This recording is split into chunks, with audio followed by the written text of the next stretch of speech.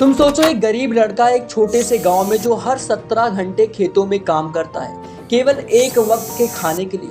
अब तुम सोचो इसी लड़के ने आगे चलकर 1 लाख करोड़ की कार कंपनी बना दी। ये कहानी है हंडे की फाउंडर चंग जू यंग की।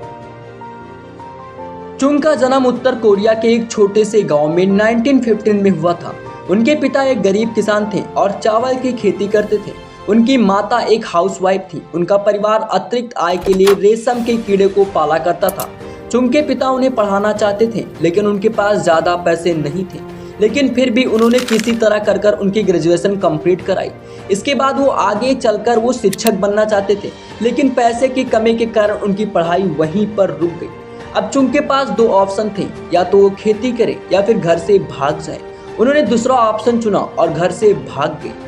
घर से निकलकर उन्होंने कंस्ट्रक्शन कंपनी में काम करना शुरू कर दिया।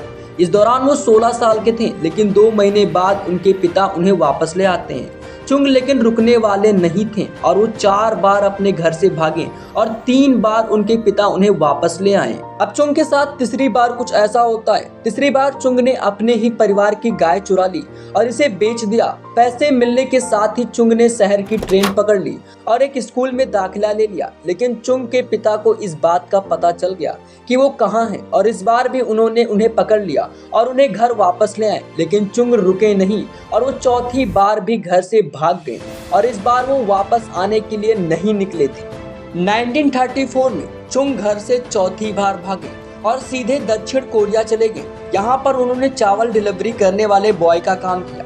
धीरे धीरे एक चावल की दुकान के मालिक भी बन गए, लेकिन किस्मत ने उनका साथ नहीं दिया और जापानियों ने उनकी दुकान बंद कर दिया। इसके बाद चुंग ने एक ऑटो मरम्मत की दुकान खोली और 2 लोगों को काम पर रख दिया। ये काम अच्छा चला और 3 साल में चुंग के पास 70 कर्मचारी हो गए थे और 1943 में सरकार ने एक बार फिर से उनके कारोबार को बंद कर दिया था।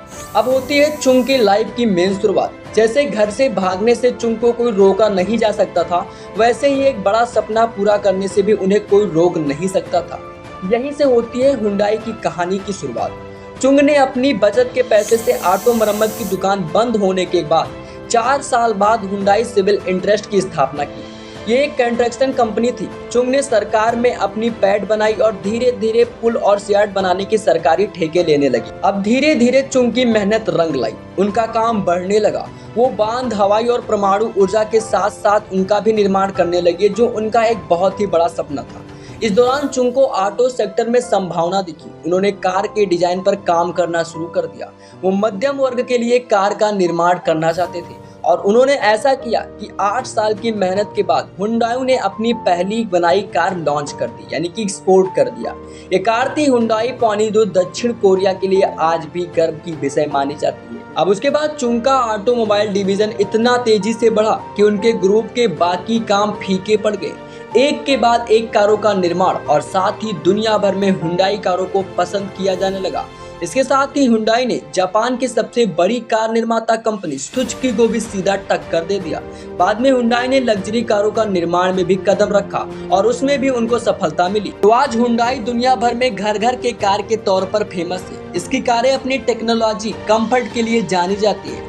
चुंग का कुछ बड़ा करने का सपने को पूरा करने में उन्हें समय जरूर लगा, लेकिन जब उन्होंने उसे साकार किया तो इतना बड़ा बनकर सामने आए कि दुनिया की ऑटोमोबाइल सेक्टर में भी वो बादशाह बन गए थे। तो कुछ इस तरह से थी चुंग की लाइफ। तो चुंग की लाइफ से आप क्या सीखते हैं, आप कमेंट बॉक्स में बता सकते हैं। अगर आपको वीडियो पसंद आया हो तो वीडियो को लाइक कर देना, चैनल को सब्सक्राइब कर देना। फिर मिलते हैं अपने इसी हिसाब से अगले वीडियो में। तब तक के लिए जय हिंद दोस्तों।